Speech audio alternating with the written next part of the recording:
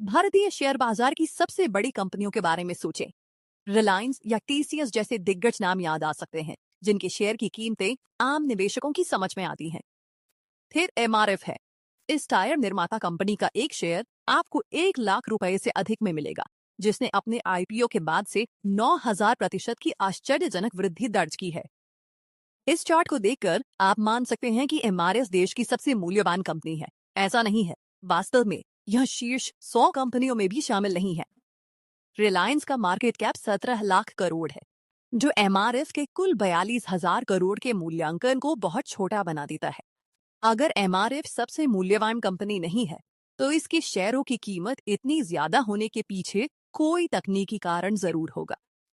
इसका जवाब कंपनी के अजीबोगरीब सफर में छिपा है, जो दशकों पहले किसी हाईटेक बोर्डरूम में नहीं, बल्कि सड़क पर सजे हुए खिलौने वाले गुब्बारे बेचकर शुरू हुआ था। यह भारी भरकम कीमत कोई बाजार की दुर्घटना नहीं है। यह 50 साल पुरानी लीक से हटकर अपनाई गई वित्तीय रणनीति का सीधा परिणाम है। प्राइस टैग को समझने के लिए हमें शेयर की कीमत और कंपनी की कुल वैल्यू के बीच का अंतर समझना होगा। किसी महंगे स्टॉक का सही पैमाना उसका प्राइस टू अर्निंग्स या पीआई रेशियो है, जो कंपनी के मुनाफे के मुकाबले उसके शेयर की कीमत को मापता है। जब किसी सफल कंपनी के शेयर की कीमत बहुत अधिक हो जाती है, तो वे आमतौर पर स्टॉक स्प्लिट करते हैं, जिससे उसे खुदरा निवेशकों के लिए कई सस्ते टुकड़ों में बांट दिया जाता है। एमआरएफ ऐसा करने से इनकार करता है। 1975 से उनकी एक अविभाजित शेयर ने सारा मूल्य समाहित कर लिया है। डेटू बढ़कर बढ़कर अपनी विशाल कीमत तक पहुंच गया है। यह प्रवेश के लिए एक बड़ी बाधा पैदा करता है। यदि आपको केवल बाजार में शामिल होने के लिए 1 लाख की आवश्यकता है, तो त्वरित लाभ के लिए शेयर खरीदने बेचने वाले अस्थिर ट्रेडर्स बाहर हो जाते हैं। एमआरएस केवल बेहद समर्पित दीर्घकालिक निवेशकों को ही आकर्षित करता है। यही वह दर्शन है जिसे वॉरेन बफेट ने बर्कशायर हैथवे में अपनाया है, जहां एक क्लास ए शेयर की कीमत आपको लाखों डॉलर चुकानी पड़ती है। ठीक इसी कारण से 50 वर्षों तक खुदरा निवेशकों की अनदेखी करना एक खतरनाक खेल है। इसे बिना शेयर की कीमत गिराए हासिल करने के लिए आपको एक ऐसे बिजनेस मॉडल की जरूरत है जो बाजार के रुझानों की परवाह किए बिना मुनाफा कमाए। यह बिजनेस मॉडल 1946 में आकार लेने लगा। के एम मम्मीन मपिल्ले के परिवार की संपत्ति स्वतंत्रता संग्राम के दौरान जब्त कर ली गई थी, जिससे उन्हें जीवित रहने के लिए मद्रास की सड़कों पर खिलौने बेचने पर मजबूर होना पड़ा। उन्हें जल्द ही एहसास हुआ कि सामान खरीदकर बेचने में बहुत कम मुनाफा होता है। असली मुनाफा कमाने के लिए उन्हें वैल्यू चेन में ऊपर बढ़ाना था और खुद उत्पाद बनाने थे। 1952 तक उन्होंने इसी तर्क को एक कहीं अधिक लाभदायक बाजार पर लागू किया। Trade rubber. पूरे टायर बनाने के बजाय एमआरएफ ने पूरी तरह घिसे हुए टायरों पर रबर की नई परतें चढ़ाने में विशेषज्ञता हासिल की, जिससे उनमें नई जान आ गई। डनलप जैसी विदेशी कंपनियों का बाजार पर कब्जा था और उन्होंने इस नए स्थानीय प्रतियोगी को कुचलने की पूरी कोशिश की। एमआरएफ ने डनलप की गुणवत्ता की बराबरी करके और अपनी परिचालन व श्रम लागत को काफी कम करके जवाबी लड़ाई लड़ी, ताकि कीमतें कम बनी रहें। उनके पास विदेशी प्रतिद्वंद्वियों जैसी उन्नत इंजीनियरिंग नहीं थी, इसलिए उन्होंने बस उसे अपना लिया। एमआरएफ ने मैन्सफील्ड जैसी अमेरिकी कंपनियों के साथ तकनीकी सहयोग किया और टायर बनाने की दशकों पुरानी तकनीक सीधे अपनी वर्कशॉप में आयात की। 1960 के दशक में भारतीय ऑटो बाजार काफी सुस्त था। इंतजार करने के बजाय एमआरएफ ने आक्रामक रूप से विस्तार किया और अमेरिका को सीधे टायर निर्यात करने वाली पहली भारतीय कंपनी बनी, जो अंततः 65 से अधिक देशों तक पहुंची।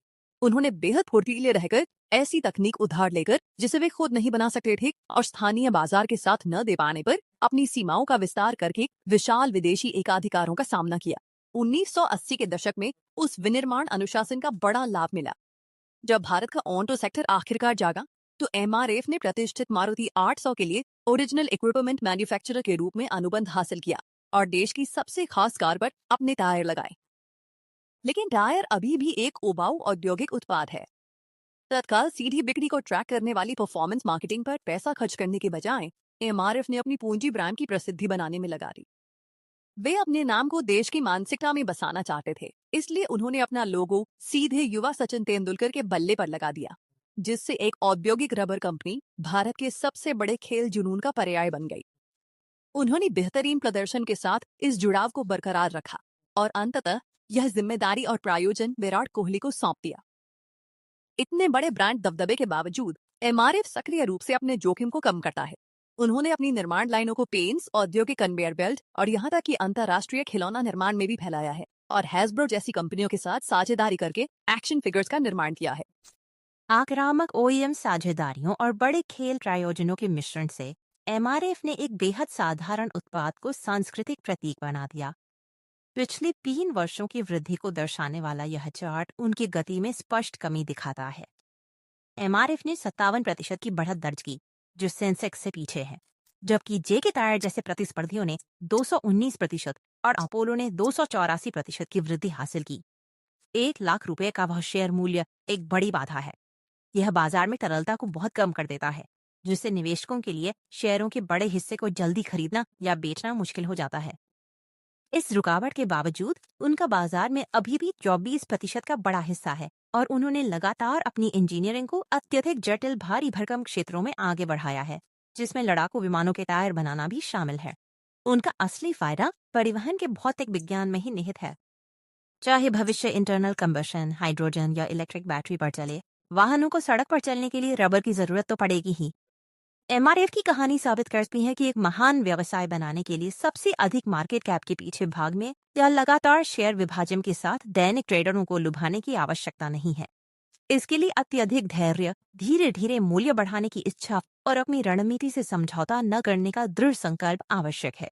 अगर आप दुनिया के और भी दिलचस्प व्यवसायों के पीछे की छिपी हुई कार्यप्रणाली को समझना चाहते हैं तो सब्सक्राइब करें और हम आपसे अगले वीडियो में मिलेंगे।